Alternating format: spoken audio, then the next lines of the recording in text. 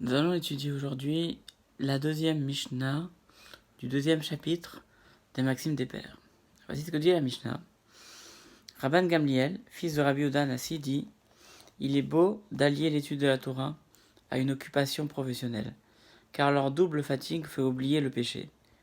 Toute étude de Torah qui n'est pas accompagnée d'une occupation professionnelle finit par être interrompue et provoque le péché.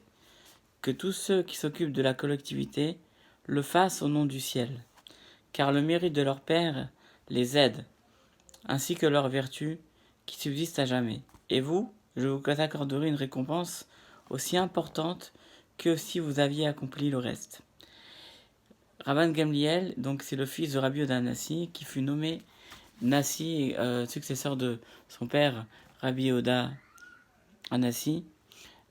C'est comme c'est rapporté dans la Gemara Ketuvot, page 103. Il a eu deux fils, Hillel et Yehuda qui a pris sa place par la suite, en tant que Nassi, comme c'est rapporté dans la Gemara Psachim, page Nun Halef 51. À propos de ce qu'il dit dans cette Mishnah, donc l'importance d'avoir une occupation professionnelle, il est bien d'avoir un métier, mais la Mishnah, à la suite de la Mishnah, nous dit que il est bien aussi de s'occuper des autres. C'est-à-dire qu'on ne parle pas forcément d'un métier manuel, on parle de toutes sortes de métiers. Quelqu'un qui reste dans sa yeshiva, qui ne s'occupe que de lui, alors effectivement, ça pourrait lui provoquer la faute.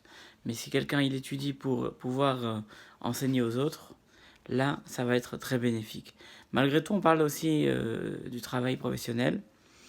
Et comme il est rapporté à Gemara Brachot, cette histoire, on raconte qu'un homme très riche enseignait la Torah à son fils jusqu'à l'âge de 18 ans, puis il fit venir un orfèvre qu'il paya 5 dinars par jour, donc une somme très très importante par rapport à ses revenus. Mais le garçon ne voyait pas forcément l'utilité, puisque la famille était très riche, il ne voyait pas l'utilité de ce travail d'orfèvre. Mais 3 ou 4 ans après la mort du père, la roue de la fortune tourna, et l'or, l'argent, les terrains, les immeubles reçus en héritage partirent en fumée. Le fils fut réduit à vendre tout ce qu'il avait. Et donc, il se rappelait que son père lui avait enseigné contre son gré le métier d'orfèvre. Il a repris tout ce qu'il avait enfoui dans l'armoire. Il s'est remis à l'ouvrage et grâce à ça, il a pu vivre à l'aise.